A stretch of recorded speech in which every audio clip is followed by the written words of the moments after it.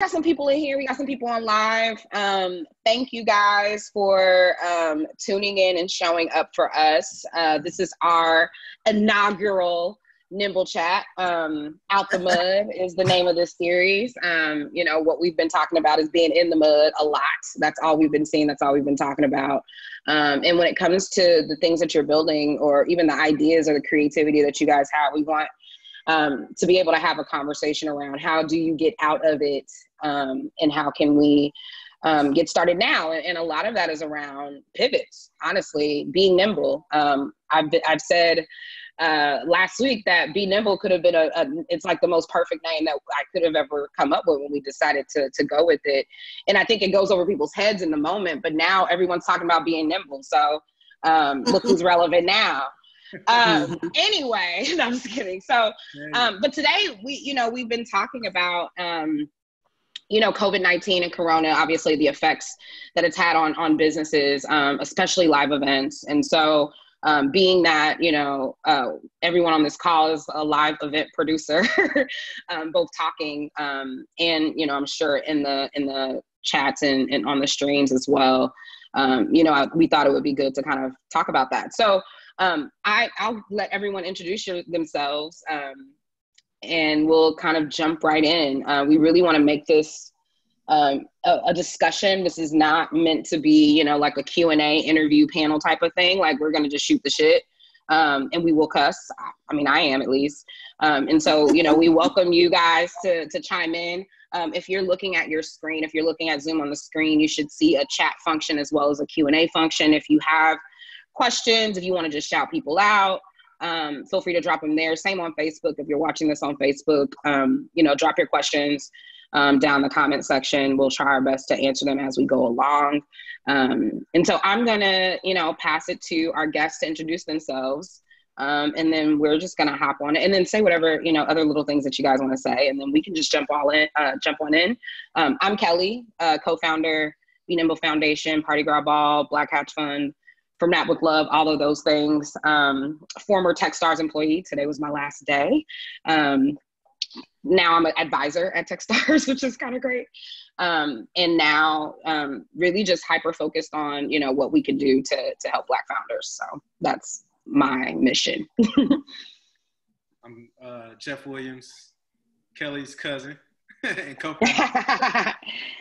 co-founder, Be Nimble, Black Hats, Party Girl Ball.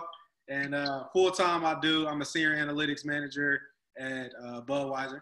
So I focus on consumer behavior. So I'm seeing, as it pertains to the conversation today, I'm seeing the shift of all the products behind the scenes and how those things are moving, and how the event space is actually impacting how these manufacturers of the large brands are actually starting to be impacted by it, and how that's shifting things. But yeah, just happy to be here. Happy to talk with Kelli, and really just have a roundabout conversation with Chesia as well about this space, because it's near and dear to all of our hearts. I think us three combined, how many events have we probably been a part of? Hundreds? Oh, no. Combined? Yeah. Look, combined? I mean, geez, what kind of question is that? Yeah. Countless. There's no number. I don't think there's a number. Yeah. I don't even think I can count how many events I've done by myself. So I don't know. I wouldn't even try. Yeah. Yeah. Let me hand it over to Chesia. What's up? What up? I'm Chesia. I'm the owner of the Silver Center. I've been doing events for, I think, 22 years now. Jesus, showing my age a little bit, but I've had the center for almost 8 years. It'll be 8 years, May the 10th. So I'm grateful that you guys had me on your inaugural series. It's dope.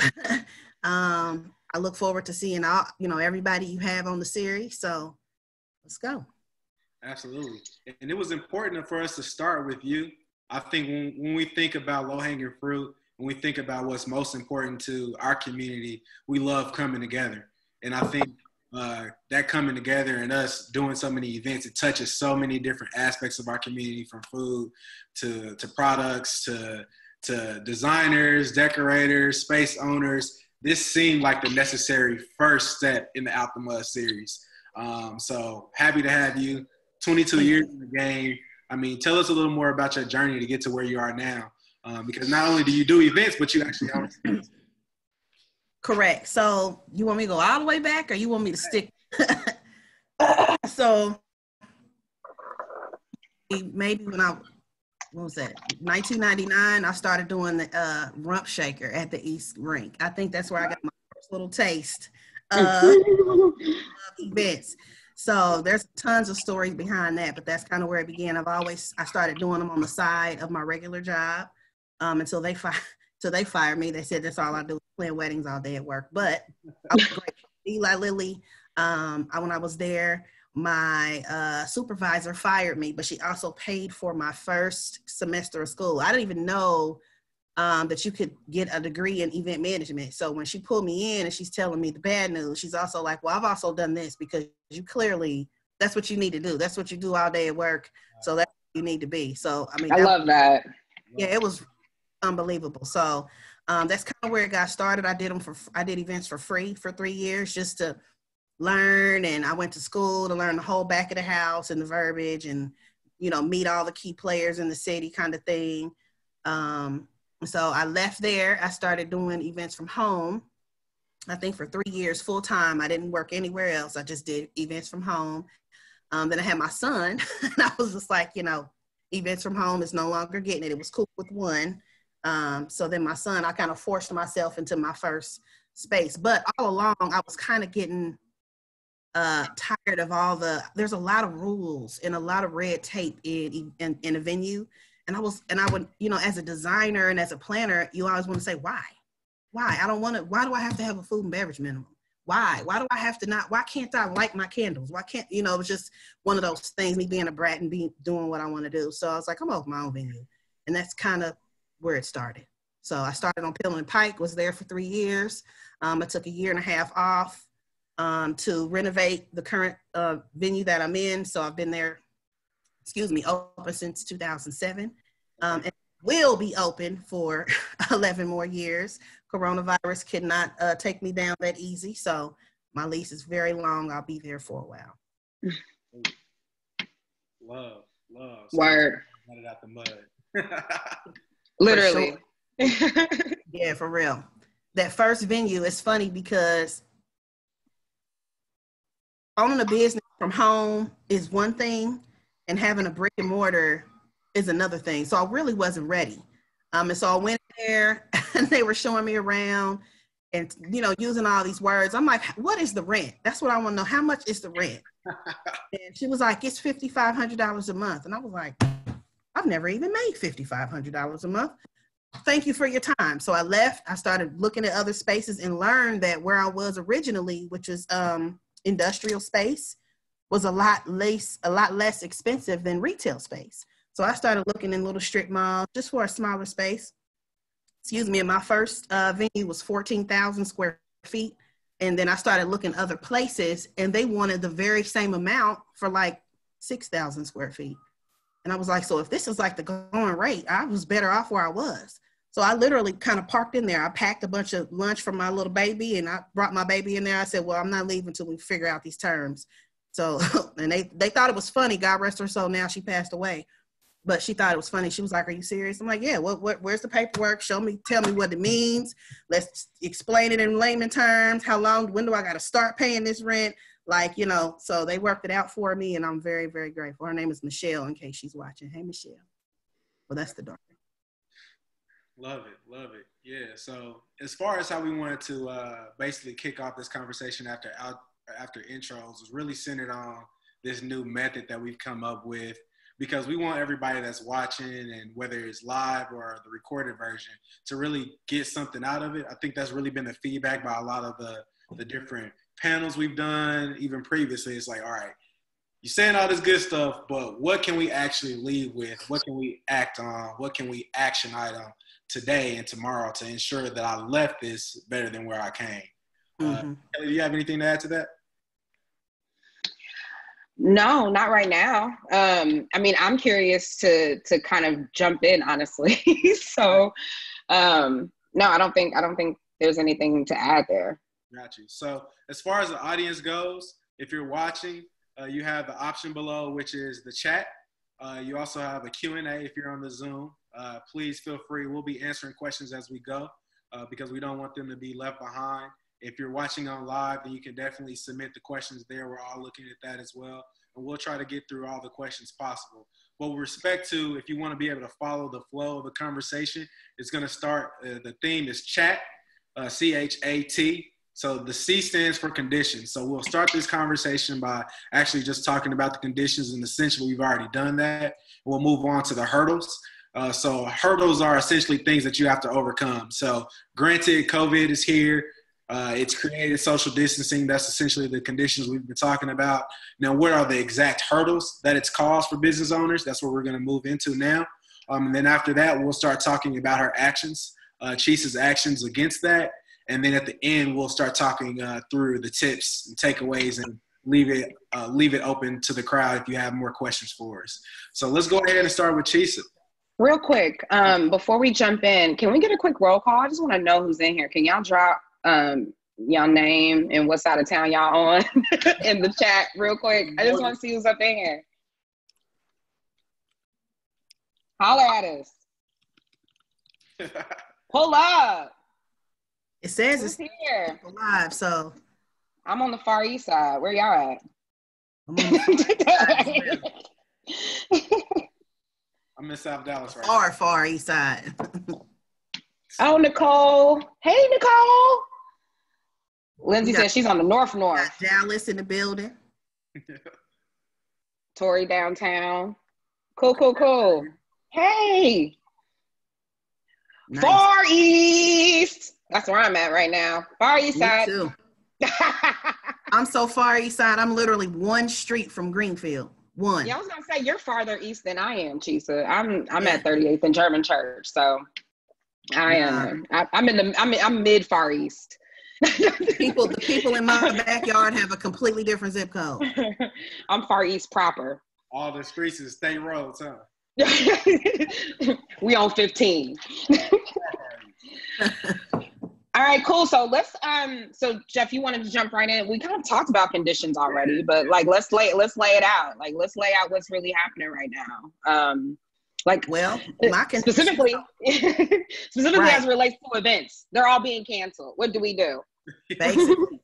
Yeah. So in a nutshell, over a week ago, they said that all entertainment venues, such as myself, have to be closed for 8 weeks, which means I can do nothing. Never mind a mass gathering of 250 or 50 or 10. I had to close. So that's the current condition. Praying to God that doesn't get extended.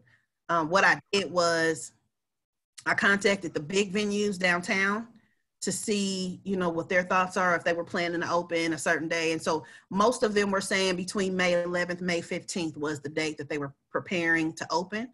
And so those are the expectations I put on my clients. So I removed all penalty, regardless of my contract, so them to postpone and reschedule their events, pick whatever day after, the end of May.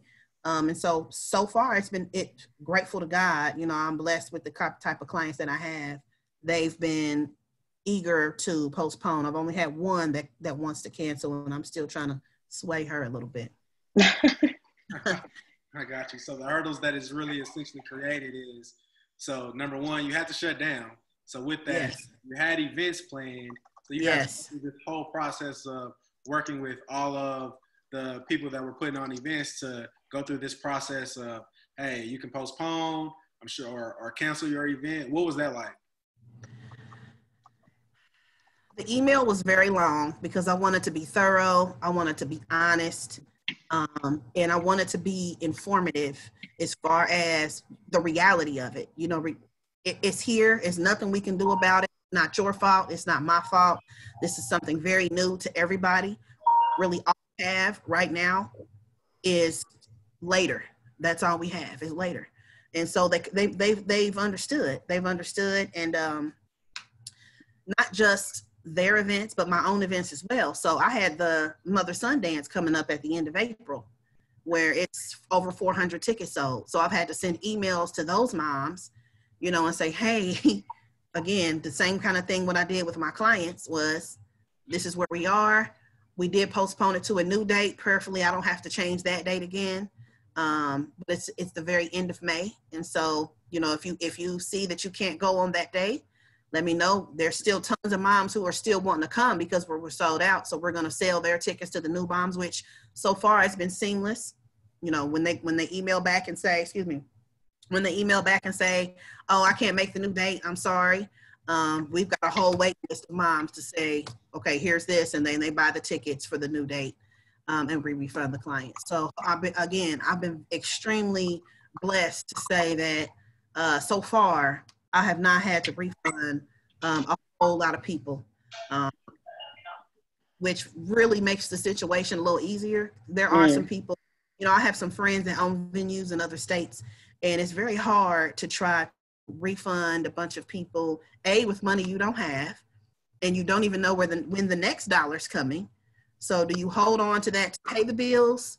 You know, it's a lot of gray area in there on exactly what to do. So let's not to have to deal with that just yet. Yeah. I imagine too, like when we're thinking about like larger scale venues like convention center and things like that, I'm sure they had stuff where people had to travel in and things like that, where there's no choice but to cancel. So I imagine that they're probably like sweating money at this point. Have you heard any? I read an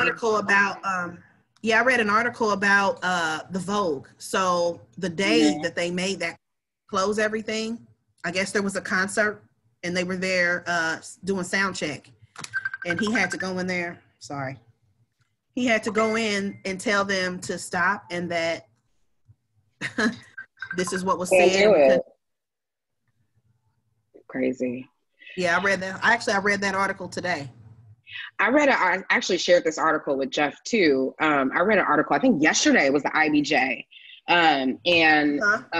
Visit Indy basically is reducing their staff, and not really reducing, they're cutting their hours is what's happening.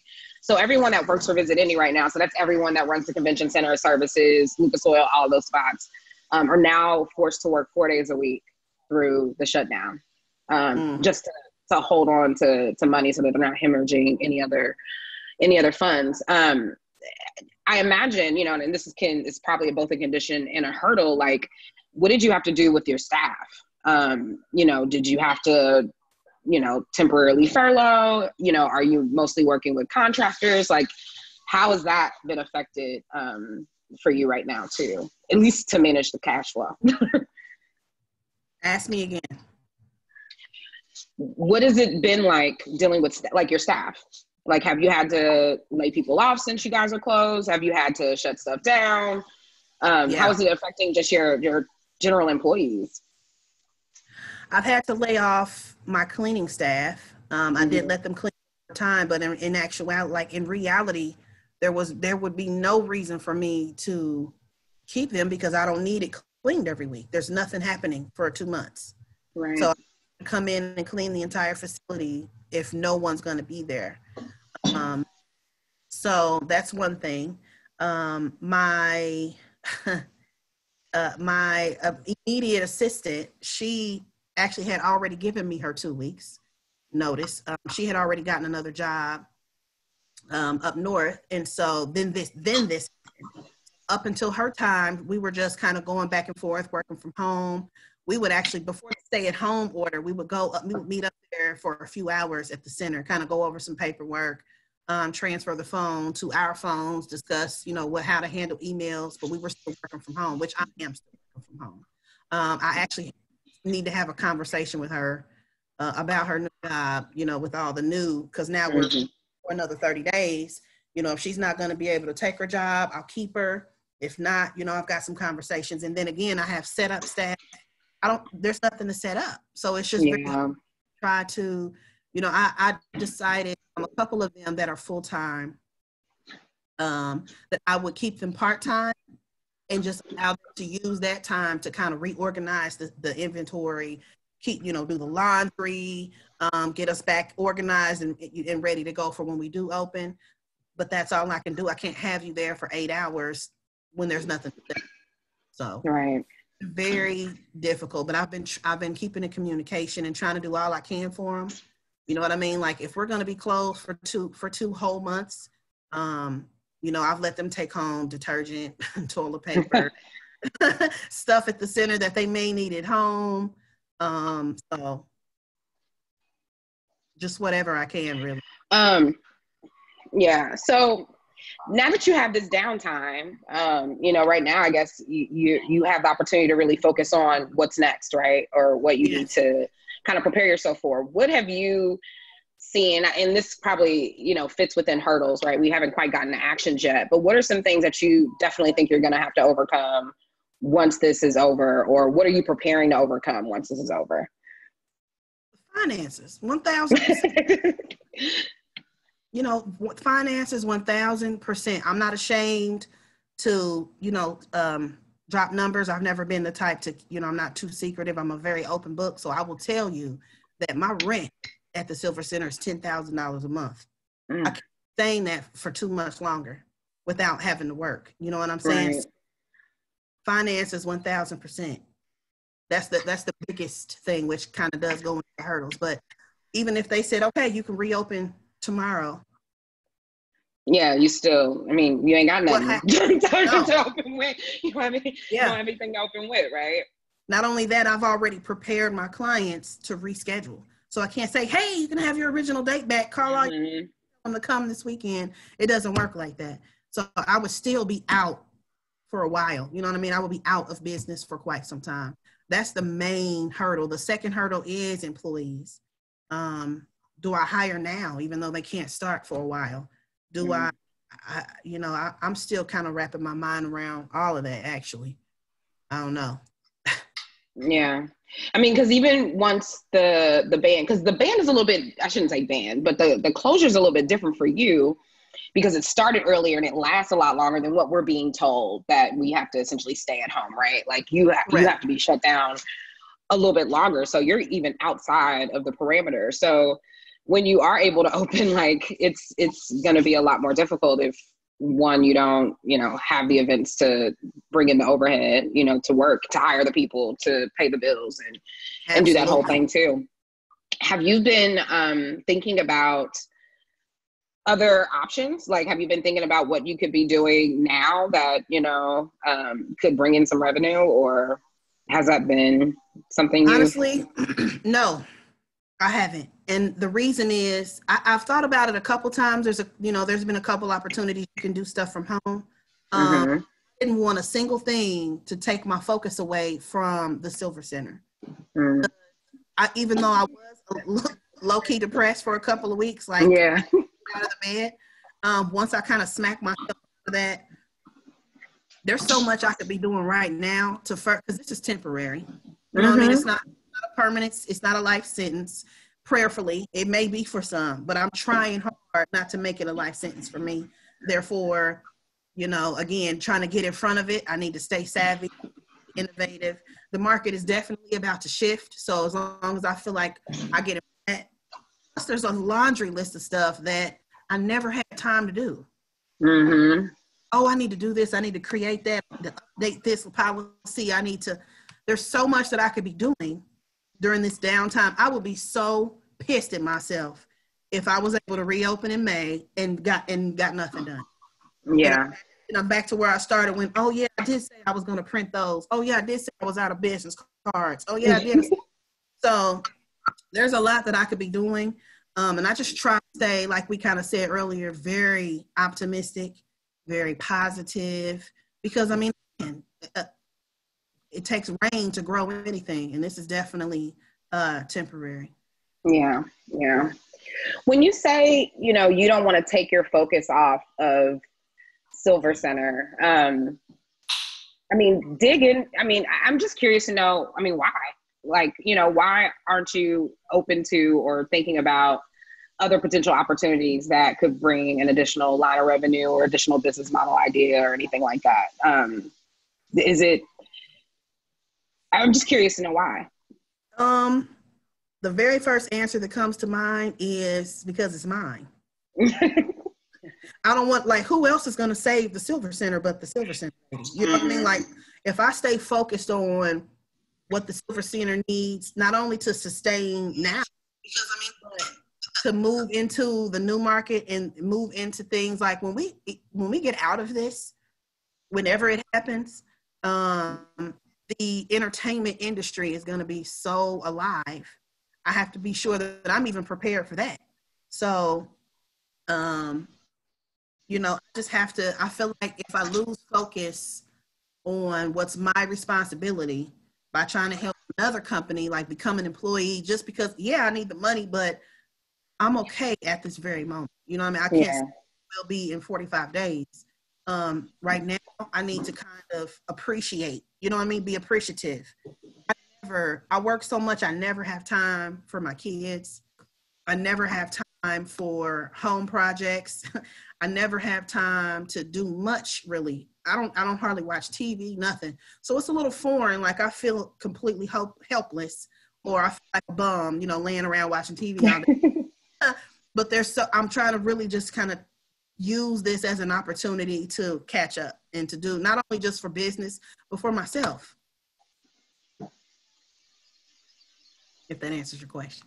Yeah, definitely. And just to be clear, I wasn't saying like, why don't you go get another job? That's definitely not what I'm saying. It's all good because it makes I'm sense. thinking about just like branding opportunities. Like, is this an opportunity for you to do more stuff like this, right? Is this an opportunity for you to, you know, start building, you know, I don't know. I tend to think that way, but we'll get there when it's time to talk actions and takeaways. But you're right, Kelli. We can get to that. No, you're right. This is like a key time that you could be like building your personal brand, so that when people do open back up, they can be ready to jump in. Listen, I know, is Greg still in here? Because I'm sure he heard me say that. I have had this conversation. I've had this very conversation at least 3 times in the past 7 days. So my business, everybody's like, you need, you know, personal branding is like top of the list for everybody. But what they don't know is I am extremely shy. Y'all gotta know that I love y'all. Me too, girl. I am so shy. I'm not about to be plastering myself all over everybody's webinar. And that's why I text y'all. I was like, okay, this is awesome, but what is Zoom exactly? Is this a video? Because I just really I never really focus on myself. It's a blessing and a curse, kind of. I never really, and I should. I guess I got to get there. It's growth. I need it. Just pray. I don't know. No, it's We're in the same boat. I'm the same way. Jeff tells me this all the time. So, and I just refuse. Right. It's fine. You look at my Instagram, it's other people's stuff. But I think that's a good point. That's another hurdle, honestly, that you're probably facing. It is. You know, like not only can you not do live events, what's your way to let people know? Now you have to actually essentially let people know that you're available when you're open for business. And I think it's an opportunity for you. Probably right now, the goal is, all right, so how do I prospect? And how do I find new events and new people to fill my space when we don't even have a time yet? Exactly. It's very hard. Like planning right now is kind of out of the water because there's no dates. There's nothing really that you can do. I do know that there are a lot of larger venues than myself, downtown and otherwise, that are doing the same thing that I'm doing as far as rescheduling their clients. However, if they were already booked for every Saturday of the year, their clients they're either you're going to get married on a Sunday or you're pushed to the next year, if that. So I've utilized this time to, in the wedding sector per se, to reach out and say, hey, if you really need your date, I don't have every Saturday available, but I have more than downtown does. And we can definitely try to make something happen there. So it's, like I said, there are others who are in a more hurtful place than I am. Yeah. Right now, I can pretty much move my clients to whatever date they want. I won't say whatever date because there's some that's just not available, but I'm not in a position where every single Saturday is gone through December and I can't help anybody. Right. That's a very hurtful place to be because now they're going to start looking otherwise. And now they want a refund because they got to go somewhere else. Right. I don't want to do that. So essentially we are talking about actions now. So we all over chat. exactly. I know we chitting chatting. We back and forth. Well, yeah. We back and forth. Yeah, so like with all these hurdles that we've essentially discussed, you started to kind of talk through some of those actions about how you are for the future. So if you could say like maybe one or two actions that you're taking currently in this space, in time that's not necessarily thinking about moving forward, but how you can be productive right now, what would be those two things? There's so many. There's a ton. Okay. So one thing, not just for myself, but for other. Say it again. And I'm gonna list them out in the chat for folks. Yeah. All right, bet. So number one thing that I did and I'm still doing is updating my contract. COVID-19 is really going to let people know how solid their contracts are. And so, you know, I think with the market shifting and the way that things are happening, prayerfully, us, we're going to start reading over them contracts a little bit better. They're going to be reviewing that cancellation policy before they sign on the dotted line. They're going to want to know what your force majeure clause is in there. And if there's holes, they're definitely going to find it right now with coronavirus. So now is a good time for you to go over your policy, potentially have it looked at by an attorney if you can, update all your paperwork. I did put out on my page a tip for people in the event industry this is a good time to work on your graphics. You know, it's a whole lot of time when I'm doing events and I say, hey, I need your logo, send me the PNG, and they don't even know what that is. You should have a word mark. You should have, so if you don't have all those things for your business, if it's a slow period, now's a good time for you to get with a graphic designer or work on it on your cell phone, Canva or whatever, to make sure you have your brand and your representation, you have everything needed. So that's definitely it. If you offer event insurance or require event insurance, find some. I don't offer it or require it, but I'm gonna start advertising it. I want to get with somebody who offers it so that I can tell my clients it's an option. Hey, would you like to add event insurance to this? Because I think, again, this virus has exposed, a lot of different, I won't call it a weakness because unless you need it, it's not necessary, right? So I won't call it a weakness, but it's just another one of those things. Definitely update your social media, work on all of your branding. And like I said, all your branding, your social media, your website. Make sure, get with somebody who knows about SEO if you don't. Even if you just want to write down all your own keywords and your own SEO and then ask them, is this something that can be implemented somewhere on my website? I will work on all of that. I've been focusing on my systems and processes. That's one of the weaker links for me. That's a big one. That's a huge one. That's that whole sales cycle and that CRM for me is always been my weakest link because every type of event I do requires a different type of cycle. And so me trying to memorize everything or trying to fit it all into one mold, you can't treat a baby shower the way you treat a wedding, the way you treat a corporate meeting or training, the way you treat a fashion show, the way you treat, everything is different. So the sales cycles have to be different. I've spent a lot of time working on that. Work on future projects. Like there's so many ideas. I have an idea book. Work on stuff that is not even coming up right now. So you know what I mean? And it's sobering. Like right now, instead of being so pessimistic or scared or nervous, I spent probably 3 or 4 days looking up small business relief. I was like, okay, I don't want to do that. This is giving me a headache. It's making me nervous. Like, oh my gosh, there's no grants. They want us to just borrow all this money. You know what I mean? So it's sobering for me to get back into the realm of what I do most, which is why I'm trying to do the shameless plug, the all-city prom. Me working on that, me working on events is what I love to do. And so it has definitely sobered me from this whole corona thing. Or update your business plan. If you don't have a business plan, create one. Because if you don't right now, if you have a long-term plan, this short-term thing won't get to you as much. So if you have a 6-month, 1 year, 5 year, 10 year, if you have plans on what you want to do, looking forward to that stuff won't be as crippling as thinking about the right now. I want to go back 1 second. You mentioned CRM and a sales cycle, and I think that's extremely important. Folks that are in the event industry, you mentioned something key. You said 2 things. You said, I don't treat baby showers the same way that I treat events or a specific party. And I think that's definitely key. Let's talk about that a little more. So essentially what that essentially means is, and I'm a proponent of this, and I guess you can say that this is a tip, but think about the commonalities that your specific events may have, like a private party, like a birthday party and a baby shower may be very similar. But then on the other end, you have the adult prom.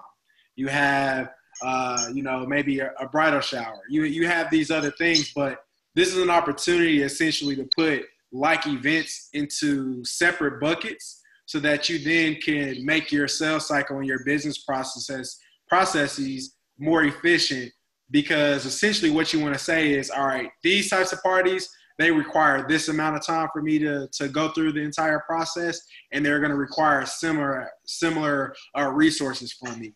These over here, this may be a longer sales cycle. When you think of an event where you have a ton of sponsors involved, what are the things that I need for this? And essentially what Chesia is essentially saying is that by putting them in buckets and really focusing on updating those processes is going to make her be more efficient when she comes out of this. Yes, you're right. And sometimes it gets a little more, and I could be overanalyzing, but I love your bucket theory. Even with all of those events, all of them for me have 2 different sales cycles because I'm a venue. So some want me to create this event for them. So I'm the planner, the designer, the whatever, which requires me to be more hands-on, and the cycle is different.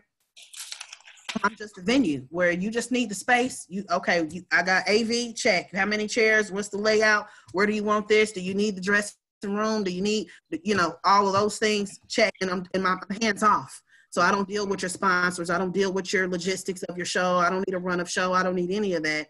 As long as you get what you are, as a venue, what I've promised you, then I can step off of it. So even with those two different things, the sales cycles are still different. Yeah. There's some birthday parties where I have to do absolutely everything, coordinate the catering, coordinate the photographer, the DJ, all of those things, get with the host as far as what games are suitable for the theme that they're using. And there's some that say, no, we just need the space, bringing in our own stuff. I don't have to do nothing. That sales cycle is grand opening, grand closing. Right. So it's just very, very different. Yeah. So it's almost like a funnel even. Yes. After you answer that first box, am I a venue? Am I your event planner? Or am I both? Exactly. And I do ask them that. So my assistant pretty much, she handles the incoming. She tours the facility. She discusses the contract with them. If they're ready to move forward in their contract and they're serious, because I don't want to talk about planning your event. I don't want to talk about what your colors are. I don't want to talk about none of that unless you telling me that you're going to use this venue. So when your date is secured, with your contract and your deposit, and I don't have to worry about rushing my process to hurry up and get this to you so you can decide and book your date. Once your date's secure, then we can take our time and discuss what you want to have, what you want to do. When I build my events, I kind of go around the 5 senses a little bit. So what are we going to see? What are we going to touch? What are we going to smell? How are we going to feel? All those things. I don't want to go through all of that process. And then they tell me, oh yeah, no, we're going to book it, whatever. So I stop it there. So there's, even with that, that's 2 different sales cycles. Gotcha. Jeff, do you have any actions on your end? I mean, I guess coming from us as events professionals by accident, I mean, I don't think anyone on this call is a promoter, but we definitely are events people by default. Is there anything that you're thinking about for an action step for, the events that we have coming up? Because we do have stuff coming up. We do. So how we're pivoting, how we're thinking about it. Well, so I think the biggest thing that we've done is we've taken a step back and said, all right, number one, let's make sure that we're being sensitive to the circumstances. Definitely. Compassion, right? Like at the end of the day, we have this goal to raise proceeds, and make money and all this other stuff, but real life is happening. So in all things that we're doing, essentially our pivot, we remain essentially steady with respect to that being our number one focus. So considering what we do, whether it's events to raise proceeds, et cetera, at the core of it is we're supporting Black-owned businesses. So I actually mentioned this, and I see Anthony Murdoch. Murdoch is here, and I've told him this as well, and how he ended up going from doing a live physical webinar or series, a workshop, into essentially doing Indie CureCon on Saturday. And the goal is to, and what we've done is we've stayed true to our goal of supporting Black-owned businesses. What does that look like? If we can't do a physical workshop, which we were intending to do, the CJ's People workshop series and dropping that in June. We can't do that just yet, but what can we still do? So for us, it was a little easier to pivot and think about the virtual offerings that already existed. And that's how we came up with the Out the Mud series. So I say the first action is to be compassionate. 2, I say the next step for us is it was important for us to remain relevant. So how can we be relevant during this time with respect to the things that we're doing? And then it's putting an action in place by essentially staying true to what our core mission is, but being flexible about what that offering looks like. So for us, it can be physical. So we shifted our focus to how we can be relevant and compassionate virtually. So, and with this, because in person you can charge and you have you have fees and everything, but since it's virtual and these are costs that we already have or that we may not have, we're offering these things for free. And I think that ties back into being compassionate. So even if we're not making money right now or, driving to our cause, what we can specifically do right now is be compassionate and ensure that we're still building our rapport within this space. Yeah, I echo all those sentiments. Those are definitely things that we thought through. I think it would have been easy for us to hop on and just create something virtual and just say, hey, here we are doing this, virtual talk, I think a lot of what we were trying to do, and we were talking about this before everyone hopped on, is, we've kind of had to unplug from this stuff and kind of not wanted to talk about it because it's just in our face so much. And right now, when I do see webinars and things happening, they're always wrapped around what you need to know about COVID, what COVID's doing to this, and like after a while that can just turn and start to be a little disheartening, right? But what I think we can do and what we, this is really to echo something that Chesia said, is we have the opportunity to really sit and get ready, right? So spending a lot of time strategizing is one on my action list. So, just for transparency, we're in the process of, raising a fund and spinning up an accelerator and all these amazing things that we already have committed partners on. But our meetings can't be talking about that anymore, right? Like we have to start thinking and talking about what are we going to do to solve problems that are happening right now. And just to also piggyback on what Jeff said, that's how we came up with this. How do we still talk to Black-owned businesses? How do we still give them advice? And how do we help them figure out how they can make it out of what's happening right now to us? We don't have to be, people of circumstances. We can actually be people that can grow out of circumstances. And, something that I wrote a couple weeks ago for TechPoint was about that, right? Like we managed to usually come up with our best ideas when we're under the thumb, when we're in a place of lack, when, our back's against the wall, we are forced to be creative. And so during this time, and for anyone in any industry, and that's why I'm really excited about this series, because we get to talk to people in different industries. We get to think about what people in different industries are doing, right? And what potentially could be a new revenue stream. And so even with this, even though we have conversations still happening with partners and we're still talking about the events that we have coming up in June and everything else that we're trying to build, we now get a second opportunity to help, support you guys too. And so I think part of this series being free, something else that, and this is 2 on my action list, is we want to be a group that is able to provide resources too. I'm sure if you're a small business owner, you've been looking at PPA, you've been looking at, the EIDL stuff, and Chesia, just FYI, there are some forgiveness programs within that, specifically around overhead, rent. I saw if you can, today. Yeah, and then EIDL, they also have a $10,000 grant process too. So a lot of this could be free money, but you just have to know where to get it. And I'll send you a direct link where you can just apply. It takes like 3 minutes. I think people are going to like the longer website that you have to upload a bunch of stuff. But even, even with that, like, even if we were to share all those resources, right, there's a lot of red tape. And part of what I think, there's just so much. There's so much red tape. And so part of the thing that frustrates me, and Jeff talked about this a little bit earlier too, is that you see like tons of millions and trillions of dollars going to organizations, and you don't really necessarily see anything on the back end. So what can we do to make sure that we're impacting people directly? And so as part of this, our conversations, which were once maybe about, how we're going to continue to race for the fund, now can shift to, we want to help impact Black entrepreneurs right now. We want to make sure they can stay in business right now. Can we do, a mini grant program? Can we come up with something that we can do right now to help affect people that are going through it right now? So, that's kind of, even for us, a pivot, in a shift in our focus with now doing these more virtual events. So, and then my third thing, that's resources. So first is, back on compassion, 2, resources, and 3, as much as we both hated Chesia, personal brand is going to be really important right now. This is the time where you have nothing to do but talk to people all day through the computer or through your phone. And as much as we hate it, as much as we don't want to be outside in the internet streets, we have to put our faces out there. And so I'm going to give you some unsolicited advice. And I'm going to tell you that you need to take the stuff that's in your head. The 5 things that you just listed is a guide that you can put together on Canva right now and put out tomorrow. And I'm sure people would buy it, and you would be able to make some revenue right now. Or you can just give it out for free and just build a pipeline, and then you just talk to people all day. Whatever it is, like, this is a prime opportunity to build your audience. It's a prime opportunity to let people know who you are, what you are an expert in. I'm talking to both of us right now, Chesia.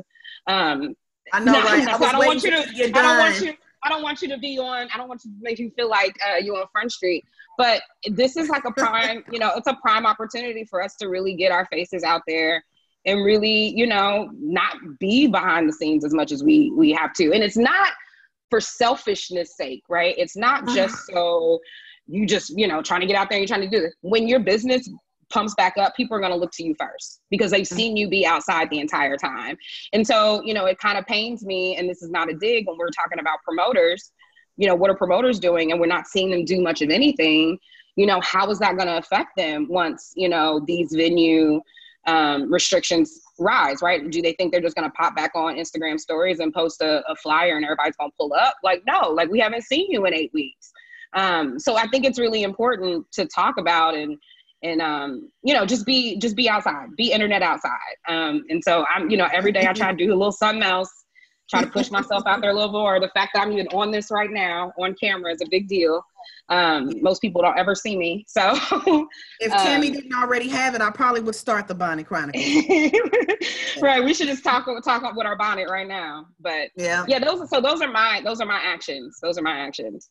So I actually you got my wheels turning. I'm over here taking notes and everything. I get to, when I go. Yes. So personal brand is key. We saw DJ D Nice, who probably wasn't relevant to millennial and Gen Z community, go from 200,000 followers to over 1 million followers. And granted, he was already getting some sponsorship money and getting that brand bag. But boy, I just saw him do the same show on the NBA Live. So this is an opportunity, if you're somewhere in this space, to maybe take your hat off of, I'm just here to make money and I'm going to be this, to a person that people can rely on to be a trusted advisor. So Kelli had mentioned the fact that here's an opportunity for you to do personal brand. That doesn't necessarily mean that you're putting your face on everything, even though that flyer we made, because we're now the certified specialist. The picture of you on there.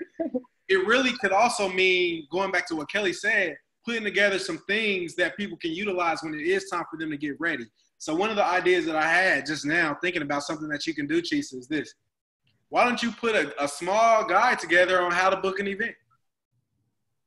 Nice. Think about, you just mentioned insurance, getting event insurance. Mugs don't know how to do that. And right. To you live that space. So that's something to you is second nature. But it's so many folks out here right now that don't know how to do it. And now is a critical time to be thinking about protecting yourself down the line, because granted, it may not be COVID-19 next time, but what can it be? Man, I heard y'all gonna have a whole bunch of niggas in this place. So, And now you had a deposit and it changed up on you because you know what's happening beforehand. Oh, yes. It's already happened. People have already been getting deposits and all this other stuff lost and people flipping it at the end. And, not to go crazy because we do love that partner down there at the JW, but getting a smoker tax because we're smoking and charging us a fee on that because of something that was out of our control. What you think we have to do moving forward because of that, those little nuances and those holes in contracts that people are talking about. And you have the expertise and the knowledge to put that in front of people down the line so that when they are trying to get the bookings, they know what to look for. Simple 5-10-step guide. It's funny that you brought up D Nice because I was about to bring him up as it relates to using this downtime wisely because he been doing the damn thing and he used his time wisely because he went and got a copyright. I don't know if it was a copyright or a trademark, but now Club Quarantine belongs to him. Wow. Boom. He copywrote Club Quarantine under the categories of entertainment and what was the retail? Yeah. It's a wrap. That sounds right. That sounds about right. It's so funny too. So I was telling Jeff the other day we were talking about D Nice, and I've known D for a long time. Another story about a random day about that later. We won't get into that how. But he's always been a person that gets all the brand deals. Like he's the brand deal like DJ. So if ever Netflix, Coca-Cola, whoever is having a party, having an event, he's usually the one that's there spinning. That was that at 200K or whatever he had, on his Instagram following. The fact that he's at almost 2. I don't like you want to talk about post-COVID. He's about to be outside. He's outside. Like he's not even bookable anymore. I probably can't even text him no more. No, it's not because it don't matter. Like he's done. Like he a lot of like TikTok dances in the money. Right. And it's crazy because now you see people, popping out, like trying to do lives, asking people should they go live. People, saying that they asked them to go live. Should I, whatever. I love the community. I love that they're all going and they're all sharing their talents. I've had fun watching all of them. Absolutely. But he raised the bar. He definitely set the tone. He brought people together. He had Michelle Obama watching. He had Michelle Obama and Joe Biden. It's gonna be top of mind when all this stuff go down. Yeah, everybody gonna be like, "How do I book the Club Quarantine DJ?" That's what they looking for. Right. But he's gonna be booked. We got some questions in here though. Yeah. So let me start with the first question. So this one came from Murdoch. He says, I know you do large-scale events primarily, like the weddings and parties, but are you willing to accommodate smaller events, like seminars? Definitely. Yes, I already do. So, I've done baby showers as small as 25. Village Pantry has their leadership meeting every other month at the facility, and they're not large at all. So, yep. Cool. And then, so here's a more complex question, but I think you can definitely tackle this one. This one is, can you talk about the power of relationship, vision, and partnership with particular companies here in the city? Is it about getting one event finished well, or is it about creating a rapport, basically creating a relationship and a space for particular conversations to be had? I don't know if I understand the question. There's always, relationship is important in events, period. Because I can't do all of that on my own. Rather, it's my staff or all of my vendors. So I'm not real sure what exactly they're asking me. I think what they're trying to see is, are you prioritizing those relationships and partnerships over the transactions of the event industry? Of course, because I can't do it without them. You can ask any of my regular vendors that I use on a regular basis. It's almost like they get a call every time I get a call. So if I'm gonna do an event, hey, I need a photographer, I need a videographer, I need a DJ, I need my cake, I need my caterer, I need my, seriously, I cannot, as a venue, if you just need the venue, then there's, like I said, that sales cycle, that's nothing. It's open-ended. But if I'm gonna do everything, yeah, I try to keep an excellent relationship with all my vendors because I can't do it without them. Got you. Now, this last question is a pretty interesting one as well. And I think it goes back to this idea of why you actually even created the Silver Center. You know, we talked about the red tape. We talked about the stuff that we have to endure when we're trying to book events and everything like that. And I think it actually leads into that previous question. Or why that previous question was positioned. There's a lot of folks, entrepreneurs and creators that don't currently have a physical space where they can do their thing as they're building. And there's a direct need for maybe a Black-owned co-working space to accommodate those things. Is that something that you considered? Maybe even Absolutely. Yeah. I think all of that is a perception. They perceive that, oh, well, she's a decorator and a designer and a planner. She does her own thing at all her events at the center. I don't have to do them all. There's been tons of clients that come in, they have their own decorator, they have their own coordinator, they have their own, well, I'm not a host, but they have their own host, they have their own thing. All they need is the venue and the space and the tables and chairs, and they don't need me at all. And I'm fine with that. That's the whole point of me having a venue. I didn't open a venue to do all my stuff. It's a venue for the community. So I actually had put together, I don't know what, I haven't done anything with it. Again, it's one of those things on my list during my downtime to make it more known.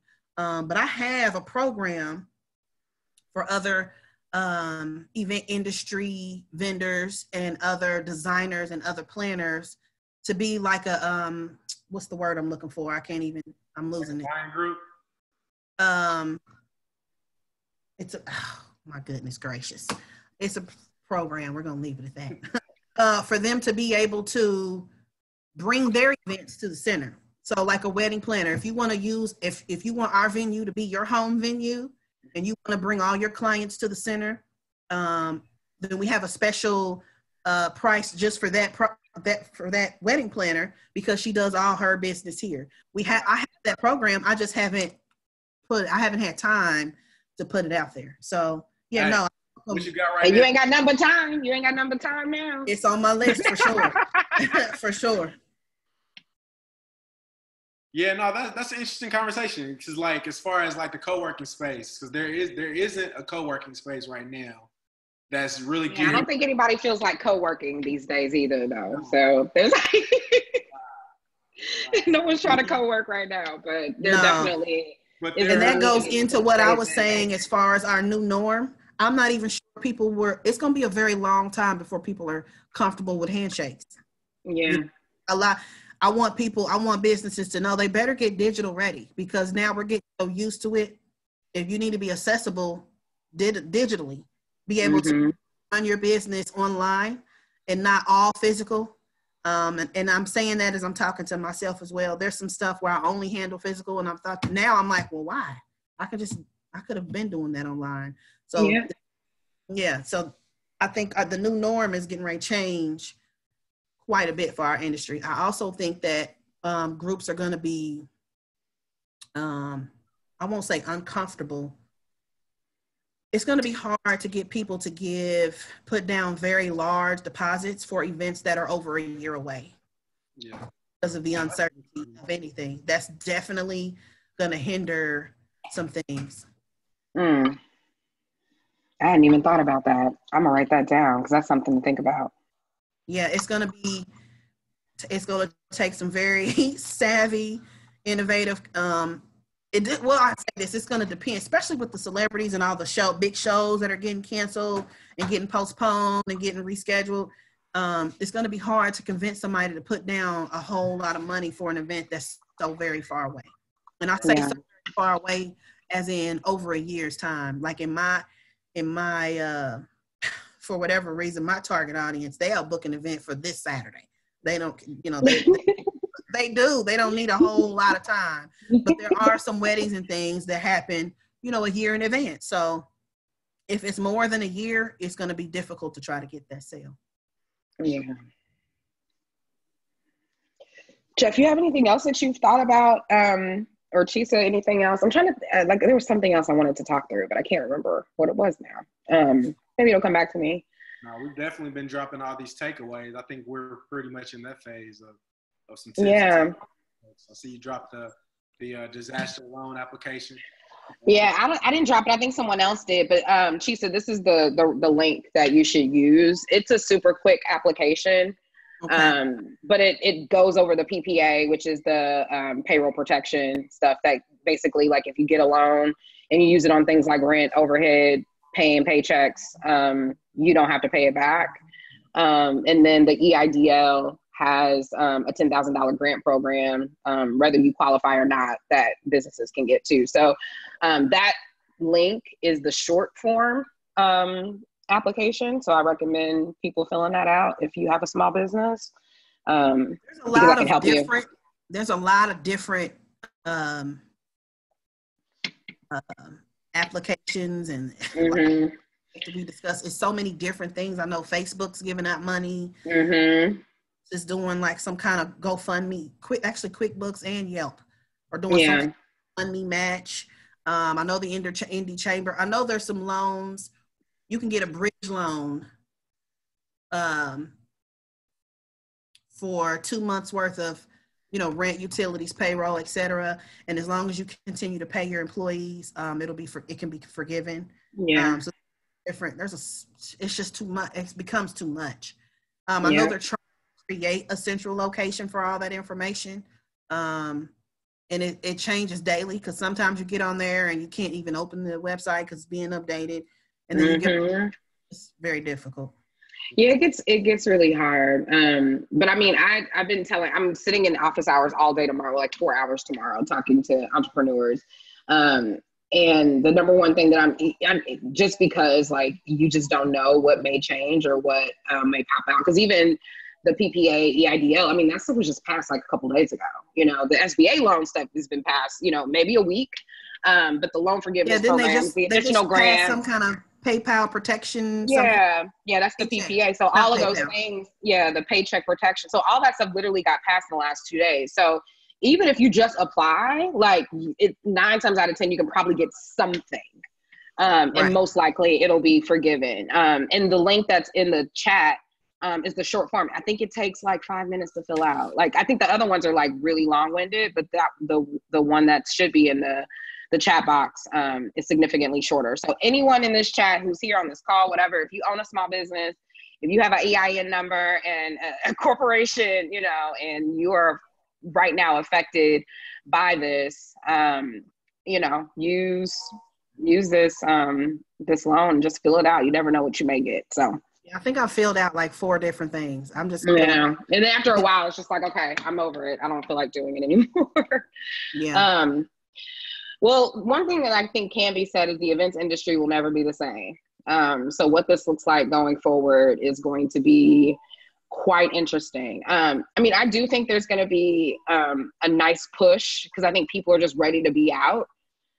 People are ready to kind of get social again.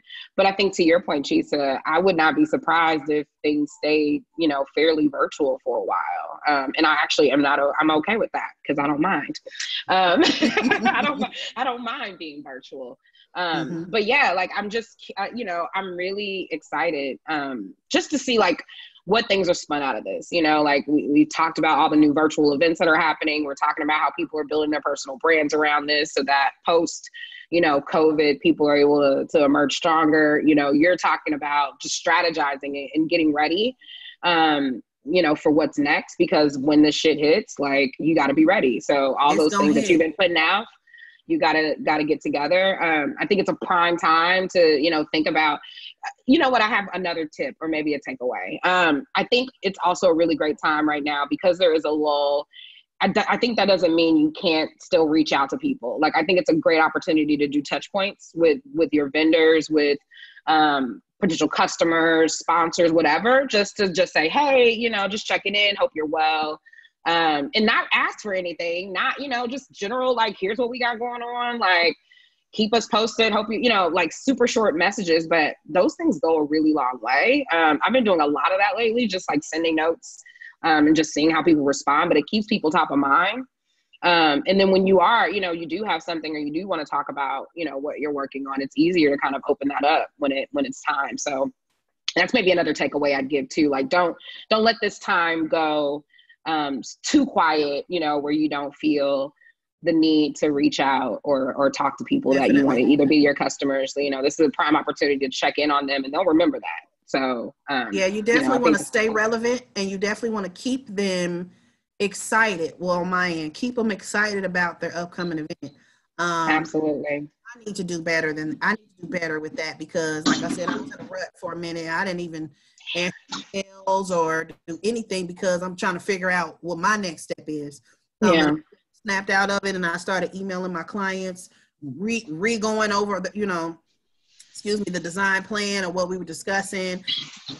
Now some of them are back excited, so they're adding stuff. I'm still receiving payment. You know what I mean? They're like, oh, well, let's bar back on there, and what if we add, and what if we do? Because now they're still in mode. You know what I mean? And so that helps. Surprisingly, because I haven't really. I stopped kind of promoting the mother-daughter breakfast that was supposed to happen for Mother's Day. Today I get up on my phone and somebody has purchased a ticket. Like, I haven't even said a word about it. Wow. It went from, a big cluster of them buying tickets every day, a lot of them, and now it's just like one a day. And it's a reminder, like, oh, I need to stay on this, even though they're unsure. You know what I mean? The uncertainty's there. They have no idea what the new date will be, but they still want to go. And I'm very, very grateful for that. And it's a reminder for me, like, oh, you better, snap out of it. And yeah. Awesome. Anything else? Any final thoughts, Jeff? No, I'm just glad that we were able to get this off the ground, and I'm glad that Chesia was able to come through. I wanted to open it up, if anything, just for some last questions. I'm just thankful for everybody that was viewing as well. Yeah. And y'all got us, technically for another 13 minutes. I don't know if you guys have just random questions. I'm down to answer some. Anybody? If not, it's okay. That's okay too. Nada? Nothing yet, looks like. Cool. Okay. I'm just great. I want to say that I'm grateful. Thank you guys for the opportunity. Like I said, I must love y'all because I don't get in front of the camera much. I took my bonnet off for y'all. Y'all can, nobody else right now. I took my bonnet off too. Yeah, and again, I think the biggest takeaway is for people to be kind of what we discussed before we actually got into the discussion, is to stay optimistic.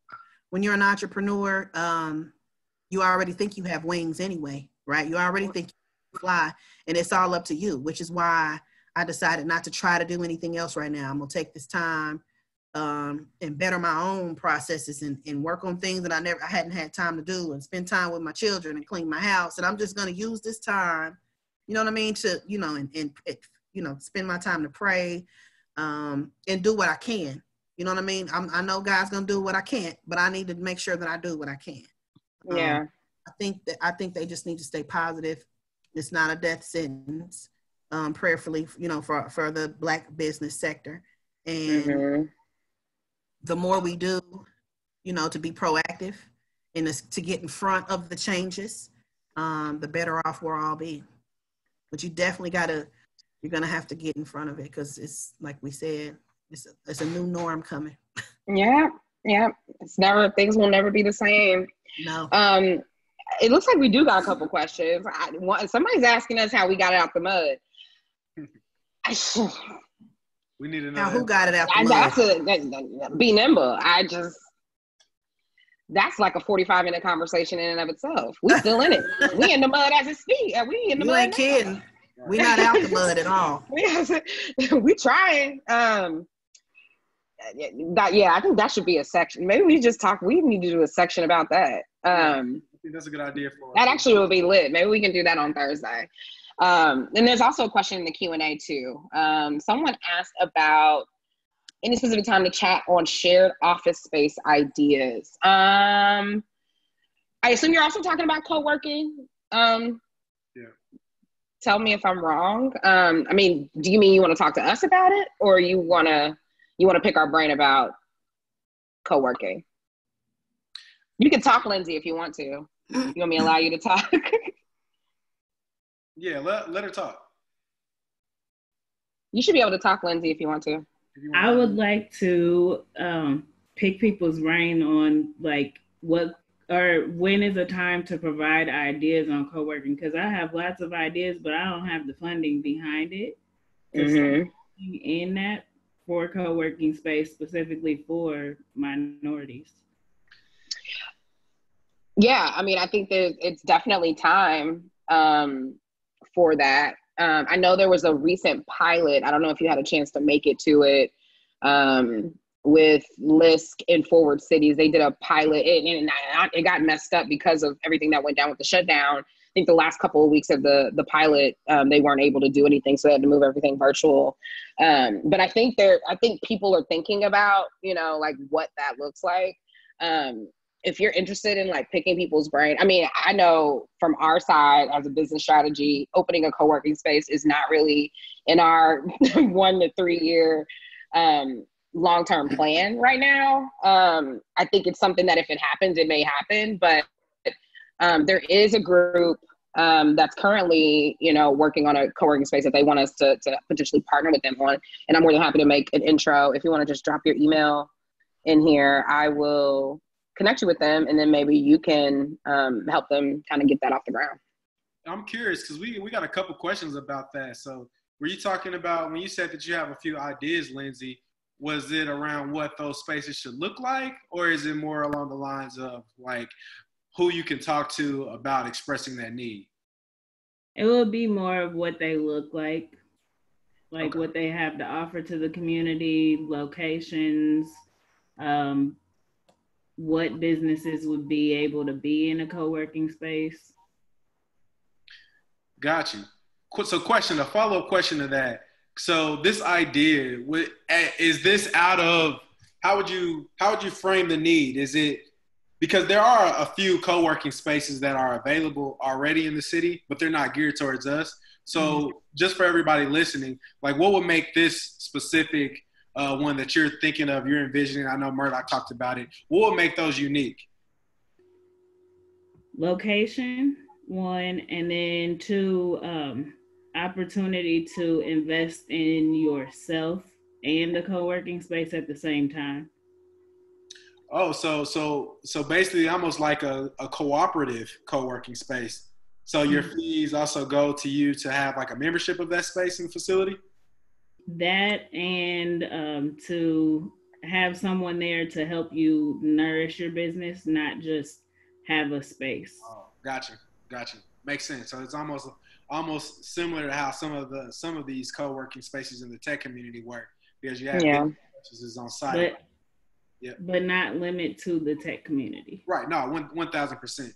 Yeah, I think most of them are not really limited to the tech community either. I mean, there's people that have other types of businesses that use those spaces too. But when I think about the idea of having a Black co-working space, I do think about the holistic approach, and it's certain things like with our businesses that I think that how a lot of the existing ones don't like really fit all of our needs, because they're more geared towards folks that are higher in phases in their businesses, and not necessarily getting that point A to point B support. And it also is included with respect to the types of fees and their fee structures with respect to adding to it. So I could definitely see that being something that's unique there for a space that's really geared towards Black folks. That's what I'm thinking, starting from the bottom. Yeah. I figured that's what I just wanted to be sure that that's what we were talking about. Because, so even thinking of, Chesia, I don't know if you've had this idea or this vision at all. Like if there was an aspect or a point or a side of your business or your facility, because it's huge, right, where you could actually offer that during the daytime. But being in the event space and actually owning the venue, maybe you can speak to, because I'm sure, and that's one thing about our community, so let's have a community conversation. When you have resources, a lot of times people expect you to be able to use them, and they may not necessarily understand what happens on the back end of that and why you may have been hesitant in the past to do something like that.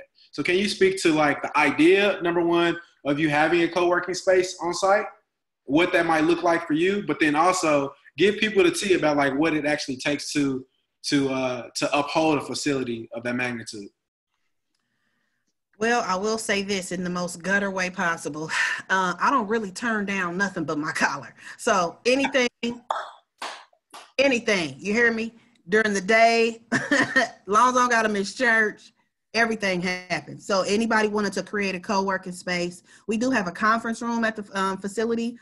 Um, I think it maybe holds up to 15, but if somebody needed much larger space, I mean, I've talked to churches who want to hold Sunday service there.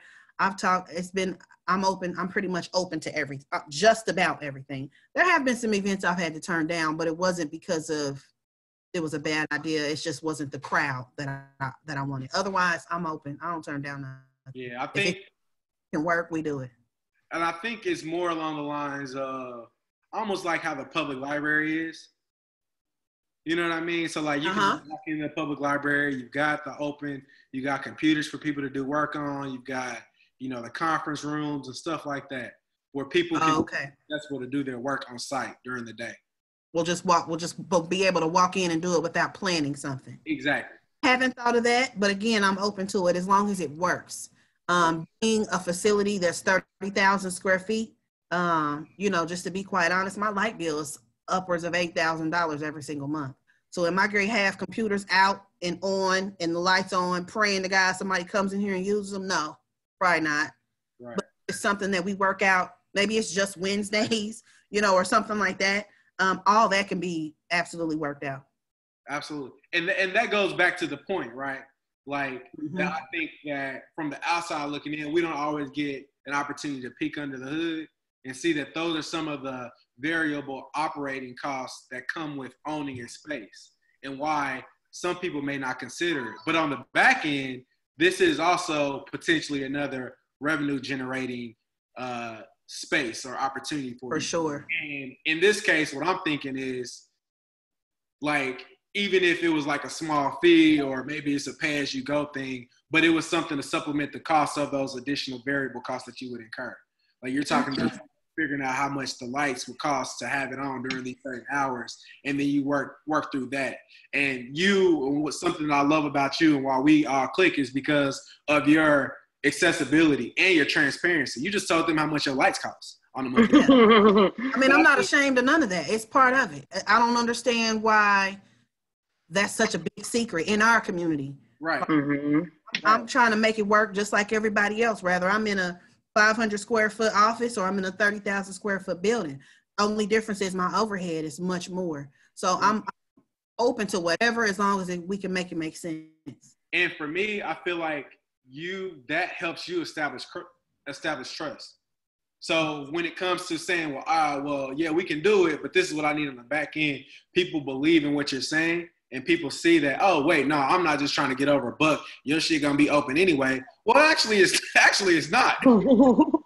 Here's why. They do try. And some of them do talk to me that way as if it should just be cool. But nah, it's not. And I love those conversations because I get to sit my professional hat to the side and I get to talk to them the way that they talking to me. And I'm like, nah, bruh, it's not that easy. It don't work like that. Yeah. Yeah, I need it to be profitable, but I also need it to be worth my time because I do own the place and I get to do things when I'm ready to do them. So I'll give you an example. Let's say I have a wedding for 300 people, right? And they do a co-working space for 100 people, but they want it in that very same room. I need you to make that worth my time because otherwise that wedding for 300 people, I could have had that set up by Wednesday and I'm not here at midnight, Friday night, still setting up this wedding. So I could set it up on Tuesday and been doing a little bit at a time because there's nothing going on during the day. So I need to be worth disrupting that kind of schedule. You know what I'm saying? Because, and again, I don't know how much work goes into setting up for a huge event. I usually start early in the week. But I do take events during the day or during the week that would disrupt that. It's just got to be worth the time. Right. And what you're speaking to is the opportunity cost that's also associated with running that business. For sure. And going back to how events look at it, and I know there's some janky event space folks, the clubs, the bars and stuff that be whacking us over our head. the big facilities, and then you've got folks like Sabronica and yourself that actually works with the culture and do things a little different. So I understand people's hesitations around that idea and why they could come out a little forcefully or feel like, people just ain't right. But the reality is that transparency helps, and that there are costs associated with doing things like that. So in order for it to work, we just have to come to some type of agreement. And people who need the space and who lack those specific resources, and I'm even speaking for myself, we have to be accommodating as well. I can't just tell you, well, I need your space for free every Monday through Thursday because you ain't doing shit with it. I need to be able to understand and also have and exercise compassion with you as well, because you have something that I need, and from there we can work on the solution. So I do think the co-working space and the co-space, I think it's always a good idea. I'm thinking like Kelli plans. You know what I mean? I think looking at through the future, I think that there's a bigger vision out there. There's something else to be had to accompany that. But the idea of having people meet at your facility to get business coaching during certain times, like office hours and stuff, I think that is something that can particularly be profitable. I also think it also helps folks like yourself build a pipeline of people to actually invest in your space, as well as do events down the line. So it's definitely worth it. And I know that our community needs it. I know the creatives and the entrepreneurs need it. A lot of the ones that aren't necessarily generating revenue right now. So I think that's what the question is. So what does that look like for that type of person? As it relates to the Silver Center? Well, not just the Silver Center, but co-working spaces in general. Because essentially that's what the public library is for. You know what I mean? So, but it's not gonna have the same vibe as a space. Well, here's what's crazy. I originally, when I redid my business plan, when I moved to Washington Street, the Silver Center was set in 3 stages. Stage 1 is what I currently have, the 30,000 square feet on this first floor of this building. This is what is, it's the Silver Center, it's event hall space. Stage 2 was supposed to be the second floor, because, if you think of any Macy's or LSAs, there's a second floor, there's an escalator. I built the demising wall in front of it because I don't want to see it if I'm not going to use it, but there's still a whole other side, and there's a whole upstairs. So I have the first rights of refusal in my lease to be able to have the 30,000 square feet above me. And I was going to, not necessarily co-working per se, but it was definitely going to be offices for people in the event industry. Just thought it was an amazing idea to have all of this under one roof. After you talked to me about the venue, our caterer has an office upstairs. The photographer has a studio upstairs. Brittany with the balloons, House of Color. Brittany with the balloons. I just talked to her about it. They all have an office or a studio or whatever they need upstairs. And we all under one roof. That was stage 2. Stage 3 is the land across the street. So the people who own my building, which by the way, my building is not owned by the mall is separate. They have divided that. Everybody asked me that, what if the mall closes? My building's not owned by the mall. So Target and Dick's and the movies and my building and Sears are all individually owned. It's kind of stupid, but that's how they did it. So if you're open to the mall, then you pay a fee like rent to be open to the mall. I'm not open to the mall and I don't have nothing to do with the mall. So anyway, my building owners also own the land across the street, which is next to the e-community building. It's just all trees on 10th Street, but it's huge. And so I said, okay, well, we're going to leave the trees on the street, of course, clean them up, but I want to drive through there and I want to create an outdoor space to rent as well, call it the Silver Center Gardens. I wanted to do outdoor events, outdoor concerts, family reunions, whatever. It's just an outdoor facility. And I kind of canceled stage 2 and 3, just by way of, what's the politically correct way to say it? The relationship that I have with my landlord is 1. I'm not going to do it. 2, construction's not my ministry. And so I was not prepared for the amount of resources it took to build the Silver Center. Had I known that, I would have purchased my own building. You know what I'm saying? So me having to do that again upstairs, it would be $1 million facility. I'm not about to do that and pay rent somewhere. So I just, and my accountant advised against, it's my attorney They're like, no, don't spend another dime in there unless they're willing to sell you and make you a partner in owning the building, because it would be, it would be pointless for me to do that. So I kind of scratched those out. But going back to say why I started even talking about that, the shared office space and having offices in the Silver Center was actually a part of my original plan. Cool. It would be amazing. And I think about it. I don't think you should scrap that. I mean, maybe even if it's not in that same building, I don't think you should scrap that idea. In general, I think it's a fantastic thought. I think it's fantastic. And now, well, that's a whole nother discussion. Yeah, we know. I need the space. I really do. I never thought that I would be at a place where I would say, at 30,000 square feet, I don't have any more room. I don't have any more room. I really do need the space, but we would definitely have to come to a better agreement on things, them and I. Mm. Oh, good. No, this has been extremely helpful. I think as far as like all the attendees and those who are unable to attend, we're definitely going to come out tomorrow with like a little guide that highlights the key things that we've all taken notes on, because we want to make sure that you're equipped with these resources and all in one place. And this is also recorded, so it'll be an opportunity for people to come and visit this again. Absolutely. Thank y'all. Thank you guys. For joining us. Thank you, Chesia, for hopping on. Hey, look, this is the first step of your personal brand. On your list. Yeah. There you go. I'm going to pray. Cool. I'm going to pray on it, Kelly. I promise. Bye, guys. We're going to be praying together. It's fine. There you go. Thank y'all. Bye, y'all. All right.